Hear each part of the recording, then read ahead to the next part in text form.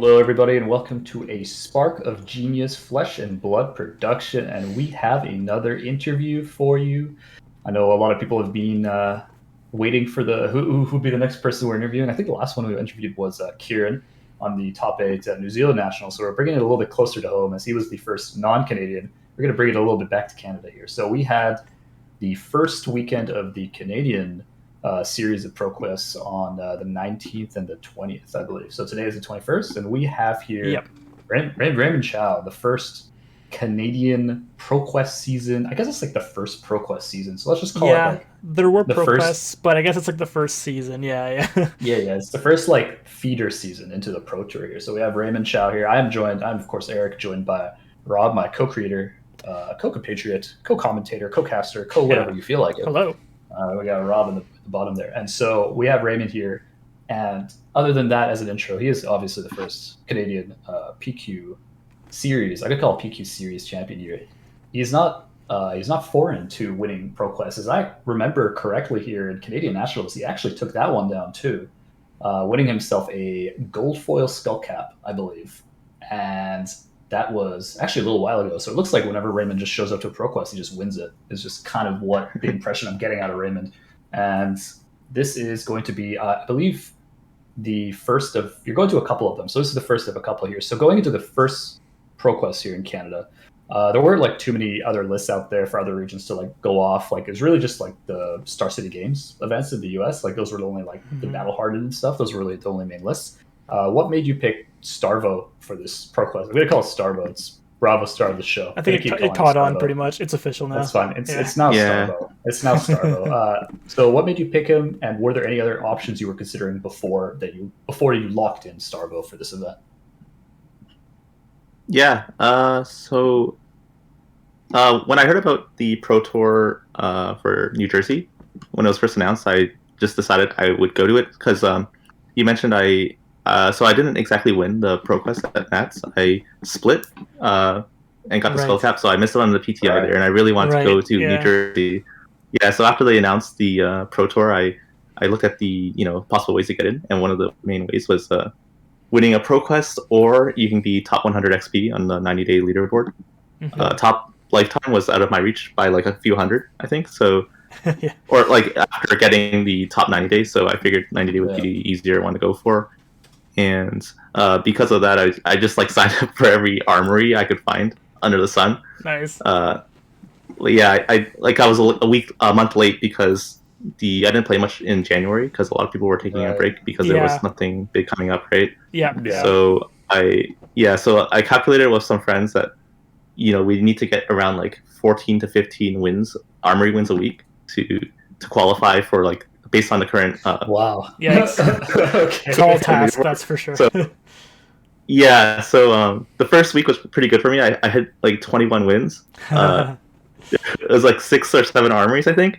And they were mostly blitz because you want to do the blitz ones since it's get more they're reps a lot quicker. Time efficient. Yeah, exactly.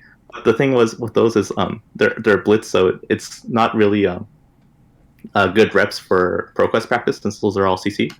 So I was like 2 weeks in, or a week in, and then the Wednesday before, I decided to put the Starvo deck together because I figured because I don't have enough reps with the new in the Everfest meta on CC, I looked at the heroes that were available, and Starvo looked like the most linear, so the least amount of reps required to do well with it. So that's what I thought, and then I saw the article that Tarek Patel put on Channel Fireball with his take on the initial take on Starvo, and I thought it was a pretty good list. He had some pretty good sideboard options too that I really liked.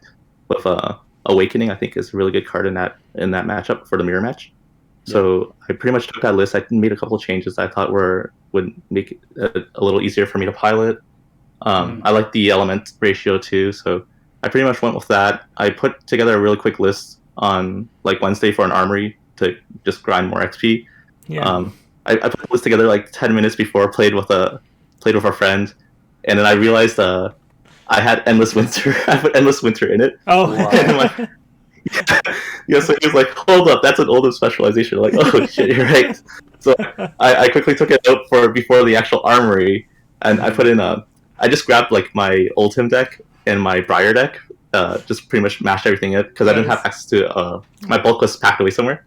So I just pretty much grabbed those decks and whatever good elemental blue cards I can find because it doesn't really matter what they do since you just need them for the Starvo effect. Yeah, fair enough. So I put it together. I went 3-0 in the armory, so I'm like, yeah, this is a pretty good deck.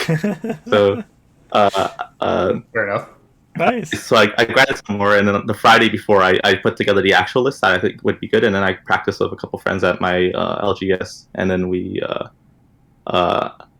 yeah, I thought it was pretty solid. It was pretty favorable. I didn't get much mirror match practice, unfortunately, which I was fearing for that one. That was my most feared matchup going into the event. But I only played 3 mirror matches later in the day, so total out of the 9 rounds. So nice. Yeah, I think my sideboard options were pretty good.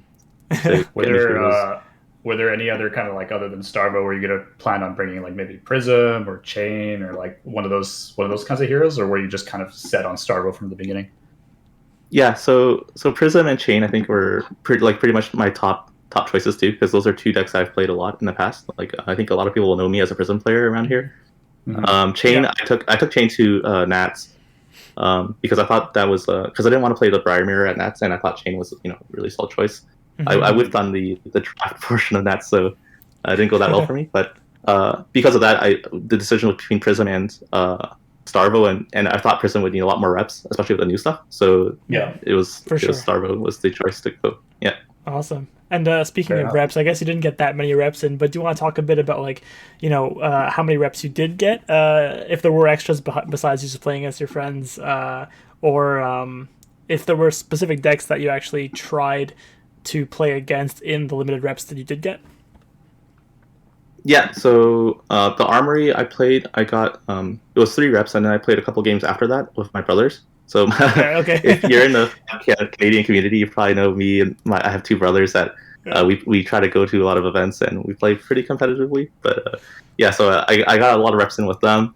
And then the Friday before, I had a friend that was on Dash, and he was really big on Dash. Or I guess it was the only deck he had too. So he wanted to play it. I think the Dash matchup is very hard to win, if not almost impossible. But I got a lot of reps on that, which was actually kind of relevant too, because I did play a Dash at the PROQUEST. Nice. And then I got a couple reps against Prism and Chain, yeah. So because those are the decks we were mainly focused on. But there was a lot of Viscerai, so I didn't get any reps against that. But it's kind of similar to the Chain matchup, but a lot of them will go to the OTK strat. So you can it's just racing there. So I think reps aren't really that important because it's pretty much there's no both sides are playing really. solitaire. Yeah, exactly. You just slam it down. Yeah, that makes sense. Yeah. No, fair enough. Was there any kind of like deck or maybe player, probably like deck that you were particularly worried about? I think you mentioned Starvo at the beginning, but other than Starvo, the mirror, exactly. Anything else you were worried about going into the ProQuest? Yeah, so there's a couple players I was looking out for because we're in the Toronto area. It's pretty competitive here. Like half of the top 8 of our Nats are in the area. So I was expecting them to go to all show up at the ProQuest. As for the decks, I was worried about the mirror match. I also thought a lot of people wouldn't be on Starvo yet because it's still pretty early on. So I thought this is the weekend to play it to try and get those free those free wins before people start hopping onto it. Right? Yeah, exactly. Yeah, exactly. And the other main matchup I was worried about was Oldhim, because I think Oldhim can have a pretty good matchup against Starvo. Like he can fatigue, and he also has access to Oaken Old, so it could be tough. Luckily, I didn't play any, and I think recently Oldhim's kind of been gatekeeped by Prism because Prism's just so good right now. You're right. So those are their main matchups and players I was looking out for. Yeah. What were do you have any goals in terms of like performance? Like I know you were mentioning earlier, just like XP is always good, but like were you just like, oh yeah, if you top 8, it's like pretty satisfied with that, or did you have other kind of goals for it? Yeah, I was top 8 was like pretty much my main goal because top 8 means guaranteed more rounds, so more XP. Fair enough. Yeah, man is a grinder. Yeah. Yes. No, I want to save the grinding. That's why you want to win at the ProQuest because it's double XP or do well at the ProQuest. That makes sense. Gotcha. Like if you do well in the ProQuest, that's like 2 events in one, right? But get 6 XP right per win. Yeah, 6 SP, so Yeah. double the armory rate. Nice. But yeah. Nice. Now going to the event, itself. So there are roughly 45 players, I believe, at the PQ event.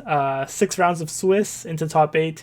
Can you take me through your Swiss game as far as what your matchups were, how you sided for them, and if there were any like pivotal moments that you thought were worthwhile to bring up?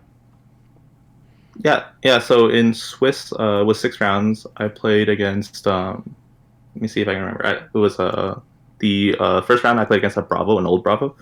Okay. Bravo. Second round, yeah, Bravo. That's what we're calling him now. Second round, I played against a Bolton player, which is funny because there was an RTN there. I played him last time.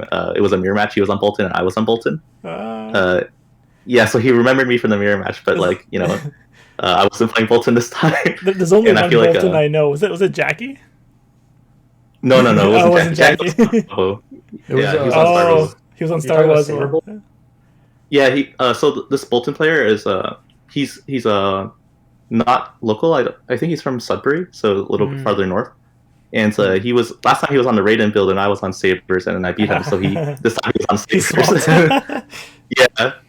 He's a really friendly guy, great player. The matchup is it's like I don't see Saber Bolton really winning that matchup. I think that's harder than the dash match into Starvo. But so I ended up winning that one. The next round I played against let's see, Viserai, the next round was Dash. Yeah, so the matchup was alright. It was pretty much in my favor, so I won that one. The next match I played against Gabe, who's another local player I play with several times. He was on Viserai. He missed on 2 Sonatas. And I hit an Oaken Old, so it's pretty good. Eric knows all about missing sonatas. You say. Oh, I got you there. Every time I played Sonata, I've missed it, which is why I didn't really want to play prior to at Nats. Pretty funny. So was that was he trying to was he trying to aggro you down, and he was like Sonataing just X0 and just trying to hit an attack action? Yeah, exactly. Sonataing X0. It was not bad. I'm not sure if that's the right strat or the OTK strat. But I think they're both valid. But yeah, he just didn't get that lucky, and I was able to. Yeah, I think just like sometimes when you just get that one open hold off at a pivotal time, it pretty much seals the game. Sometimes Yeah. It's pretty good card. Pretty good card, I hear. Yeah, it's busted. So the next round I played against Jackie, who was on Starvo. Round 5. Yeah, round 5. This is round 5. I played against. Gotcha. So round 5, the top 4 or the top table, which is the 2 seats, so 4 players are all on Starvo. That was probably the hardest game in Swiss that I had. Because I got lucky. I won the die roll, I think, and I was up on damage for him for like the good first bit of the game, but he hit an Awakening, and I think Awakening is like one of the key cards in the matchup because it's pretty much a 1 card, 2 resources for a tempo swing essentially, right? Right. So you fetch your Crippling or you fetch your Oaken Old if you don't have enough, and then it's usually for Crippling, I think, because Oaken Old you'll still diffuse. Yeah, I think you could grab Pulverize too, I guess, if you have it. Yeah, Pulverize too if you're down low enough. But I think Crippling is just more threatening because you pretty much, if you don't block with your whole hand, you lose your whole hand, right? Right. Yeah. So so he hit that, grabbed the Crippling, and then like it was a huge tempo swing, and it started going. It pretty much evened up the game, and then just in the late game, I eventually just hit a Dominate and was able to clear him out. I think the life total was like I was at 2 or 3, and before I finished him off. So wow, very really close game. Yeah. So ended up winning that one, and then the last round I played against Isaac on a Starvo. So Isaac is another one of the top 8 at Nets. Right. I've played with him a couple of times. He's a pretty good player. I think my sideboard was better. So because so I don't like playing Art of War into that matchup because I'm putting in a lot of other I'm putting in my Cripplings and Spinal Crush. What was my matchup? It's been like a few days. Yeah, no problem. I've just been to the fab for like the past 2 days. But some more attack I guess. Yeah. So like the he wasn't playing. I think he wasn't playing Awakenings either. So Awakenings and Cripplings go in for that matchup. and so he had two really awkward Art of Wars where he actually used the block from Arsenal effect to save on more damage. Yeah, everyone so that. that puts you a card behind, and I was able to win that matchup relatively easily. It wasn't that hard. I got lucky too. I hit I think I hit an Oaken Old, and then I had very high Starvo rate that game. So it was pretty in my favor. Good, am I right? Yeah, yeah. So so I ended up winning that, and then, so that was my Swiss. That was the top. That was the 6 rounds. Yeah, that makes sense. Awesome. So you think in the mirror, I think you mentioned in the mirror, I guess Awakening and Crippling are probably like some of the key cards. Do you think in the mirror in Starvo? Yeah, so I think if you can having access to Awakening, if you're losing the game, it's really based on who draws better, right? If you can Starvo more, get your opponent on a lower life total and hit those Oaken Olds, then you're going to be winning. But Awakening is that one card that can kind of flip the tempo, and then because it pretty much takes away your opponent's entire hand if you just grab a Crippling, and then you can start beating them down back, right? Right. Yeah. So and then the fact that it costs 2 is really nice too, because you can use the extra resource for Crown of Seeds or your shield if you don't have an arsenal. Right. Or even if they gave you a Frostbite off a Winter's Wail, you can pitch a blue to pay the whole thing. Right. Yeah. So, right. No, that makes sense. I think I guess you always want to go first in that matchup to try to push Starvo, push the Captain Planet turn 1 into dominated crazy turn. Yeah, I'm just get the lucky hand turn 1. Yeah. Yeah. No, yeah. Okay. Yeah. So rolling into, I guess, because you're first seed, you're EXO at this point after 6 rounds. You get first pick essentially for the rest of your rounds because nobody's gonna be higher seed than you, right? So which is nice because I think you always want to go first. I don't think there's a matchup you go second in there because the high roll is so immense. It's so good. The high roll is so good. Yeah. And so it's a pretty strong position to be in. What was going through your head as kind of first seed? You go in there, you're EXO, you see Dante round 1, and top 8. How did that game play out? What was your mindset going in there? Yeah, so last time I was in Barrie at Gamers Lair for Road to Nationals, I was also first seed going into top 8. Nice. And I lost in the first round against my friend Alex. So I thought it's something similar would happen. I've high rolled enough today. Yeah. Your luck is spent. But I was also feeling pretty good about it because, like you said, going first in Starvo is actually huge because you get the fact that even if you don't hit it, the fact that you can arsenal a card so your Crown of Seed is immediately active increases your chances of hitting it in future turns.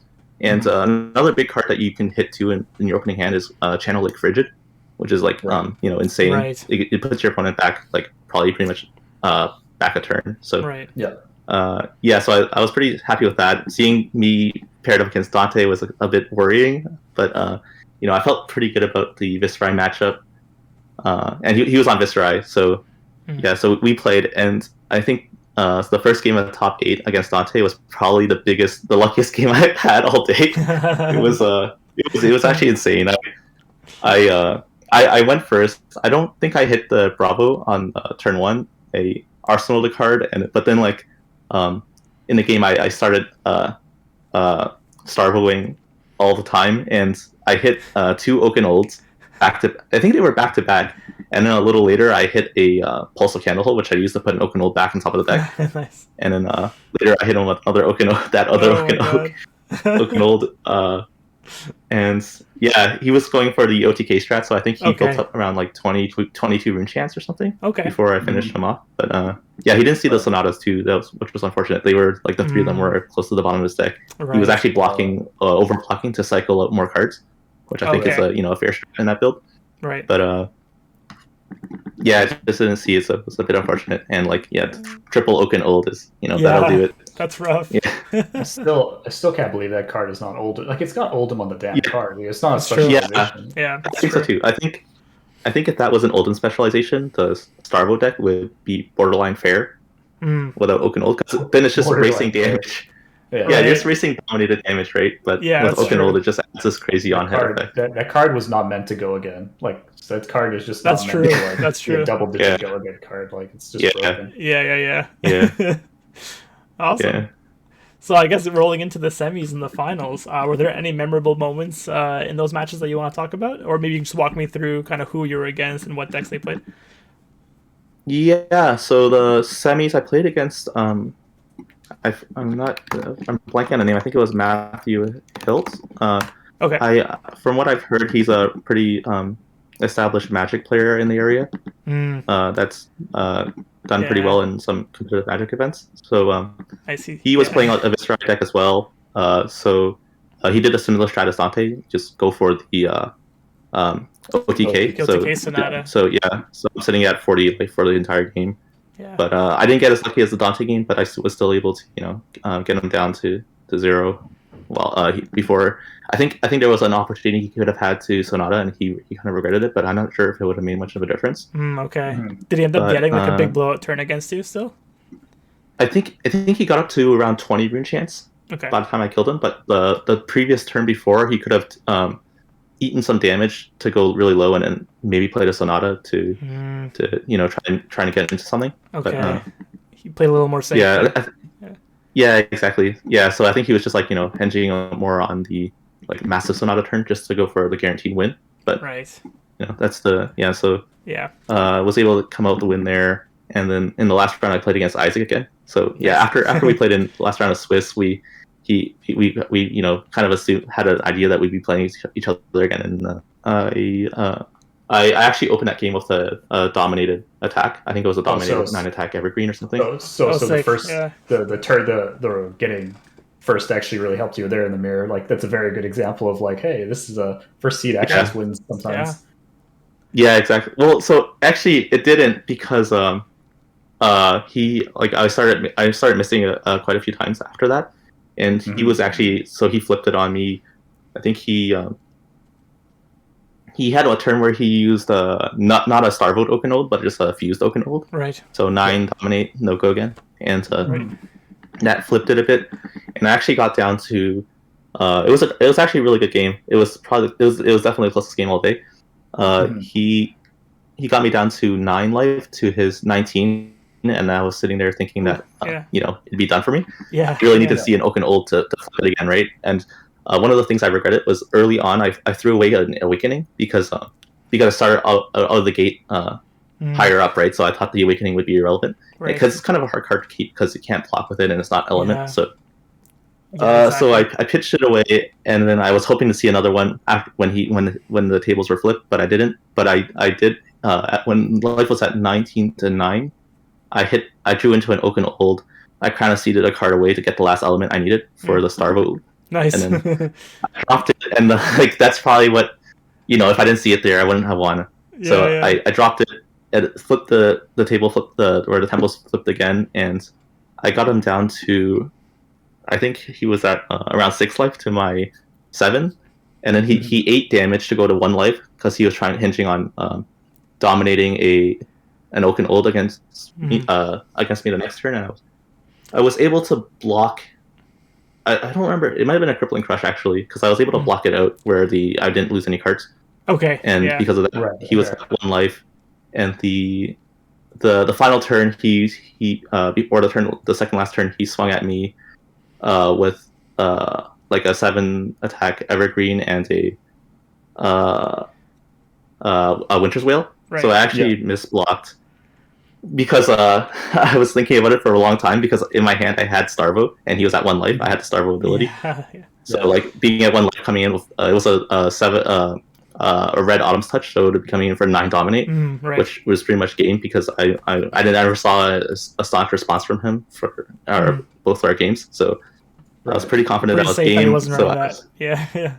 Yes, I misplayed a bit, and I blocked it all out perfect for I blocked up everything for the attack he had, and I forgot about the Winter's Wail that he was going to swing in with an ice because he starved the first attack. So like the Tunic I should have saved for the second attack because I blocked with a Channel Lake Frigid from hand and and the Tunic. Yeah. So I was kicking myself over that, but like I already knew I had the game because it was still 9 dominate, but it could have been 9 dominate plus the 4 in the Winter's Wail as backup, right? Gotcha. You could have avoided the Frostbite, I guess. Yeah, so it was a long day, so understandably, like 9 rounds. I guess it's just fortunate that it didn't, it didn't cost me the game. Yeah. That's great. Oh, that's fair. Awesome. Well, I mean, EXO must be nice. Congratulations on your PTI that Yeah, huge now you have. congrats. I mean, Yeah. you needed one. Now you have one. Very easy. A first week, it's off your chest already. So I guess this time you didn't have to give up that PTI for the guaranteed gold foil. You just went ahead and just won them both, Just took it. right? So, Yeah. Yeah. what was the gold foil you ended up pulling, and are you looking to sell or keep it? So I got a gold foil Goliath gauntlet, and it's like Playable. it's one of the ones that I would have liked getting because like Yeah. I'm like picking up stuff from I would have liked stuff from Arcane Rising or Welcome to Raid Yeah. gold foil because I don't have access. Those cards are so expensive. Yeah. So yeah, and Prism's one of the decks I liked playing in Blitz a lot. So the Goliath Gauntlet is a solid card for her. So I'll probably end up keeping it. And like with the prices at where they are right now, I feel like it's. I'm not sure if it's Yeah. worth what I went through to sell it. Yeah, exactly. Right away. And right But- now, because it's so new, like I feel people are just undercutting Yeah. each other like crazy, and like to find a buyer, it might be really hard. But still a very rare card. Yeah, It's still exactly. a very playable card. I mean, I'm glad you got that one over like maybe a weapon that you're never going to use. I don't know. So like a null rune robe or something. Yeah, something just like not usable, pretty much. Yeah. Awesome. So now I guess looking post event, how many PQs do you think you'll be attending? And are you going to aim to crush people's hopes and dreams with Starvo once again, or maybe kind of use something a bit more chill now that you've won your PTI? Using something a bit more chill. I like that. Something more chill, yeah. Yeah, I joked with Dante that I probably wouldn't play this the next event because like I was just like I'm just gonna do this because I usually don't try to play the thing that's the best. Like I'll try to play the thing that beats that or like Very so I don't anti-meta, I like, guess. too many mirror matches, right? Yeah, anti-meta or like just something to avoid mirror matches because when you go into top 8 and you play mirror matches, it's like very very skill dependent. Yeah, or yeah. very luck dependent. I mean, so makes sense. yeah. So I said that, but I think I will play him again maybe later on. But for the next one I'm Psych. doing, I'm probably gonna look at something else, just to because I think there is a lot of viable choices right now, and people still need to figure out how to counter against Starvo and get used to the matchup. Yeah, and maybe the counter will come out by the next PQ. Yeah, exactly. Or sometime during the week. I think also like Prism is really good too because there was a couple PQs that Prism did very well in, and they did play against Starvos in the top cut. So I think there is something there that I'm like. I mean, looking from my own experience playing Starvo into Eric's Prism, I just get wrecked. So Prism's probably a good choice into Starvo. That was that was fun. Although I did Genesis turn 1, turn 2. So Yeah, that was yeah. a little different. But other than that, I mean, I think with the meta now, it actually rolls into our next question pretty nicely. So as far as like the meta evolving, we've seen a lot of kind of viable options and people kind of giving yield triangle, Viscerai beating Prism, Prism beating Starvo, Starvo beating Viscerai. Is what people kind of think of the idea, and then every other deck is kind of just like a wild card. So as far as like the meta evolving, how do you see it evolving across the ProQuest season and into Pro Tour? And I guess you already answered. You will be attending Pro Tour in New Jersey here, so I guess you already covered that. But how do you feel the meta is going to evolve up to that? Because it's going to be Everfest the whole way. There's no new set coming up until June, I believe. So this is all just going to be kind of what the cards we have. Yeah, so I think it's a good first weekend, but like if we like the Tales of Aria meta, we saw change quite a bit from where it started and where it ended, and like part of it might still like Briar wasn't bad at the end of the season. Like it could just be people were getting tired of it, or over countering for it too hard. Because like one of the worst matchups into the aggro Briar that we had, I think was Prism, but Prism ended up winning like some of those events, larger events. So. Like people are gonna be playing things that counter the top deck too hard, and then like because of that, other decks are gonna be able to sneak in. Yeah. So yeah, I think a lot's gonna change. I think Prism and Chain are really good choices too that are gonna pick up more spots in the top 8 in the next couple of weeks. And based on that, I guess we'll just see where it goes. I think the Starvo deck is really good though. The chances of hitting the his ability is really high with Crown of Seeds and Art of War. So he's definitely going to continue to do good. And some other decks like I think Ultim and maybe even Lexi can have a good matchup sometimes because of the disruption they have. Yeah. So like those decks might come out, but once those decks come out, other decks like Prism and Chain and we'll put them back in and things will balance out. So it's a constantly moving target, right? Of what's the best deck. Yeah, exactly. It's an ecosystem. Things will keep other things in check. So I think given what you know about from the event here, were there any kind of key cards in your deck that did like solid work throughout the day? Would you like swap some out for future iterations? Did your sideboard kind of do what you thought it was? Kind of like the more detailed aspect of like the whole testing a deck, right? Because ProQuest is just one big test for the deck you're running, right? So how did you feel it kind of did? Was there some cards that you would swap out, some cards that did work, and what your feelings were for the Starvos deck? For the rest of my sideboard, I think it was pretty good. I don't really see myself changing too much. So I actually had one secret tech that I don't mind sharing with you guys. I played the Organian Tome in my sideboard because I was expecting and Chain, and like the idea is, if you see it before them, you just kind of seeds it away. Oh, that's awesome. I saw one game. There was one game I saw my opponent use a Gorganian Tome, and I was like, oh, sweet, just waiting to draw my. Didn't see it that game, but that's a card that might come out in favor of something.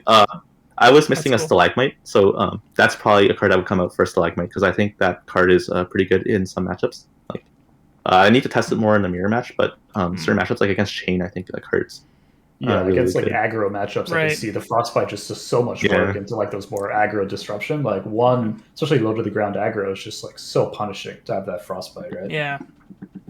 Yeah, exactly. Awesome. Yeah. And so the final question we have here is, do you have any advice for aspiring Starvos out there looking to XO their next PQ? And then after, do you have any shout outs to give also for your success?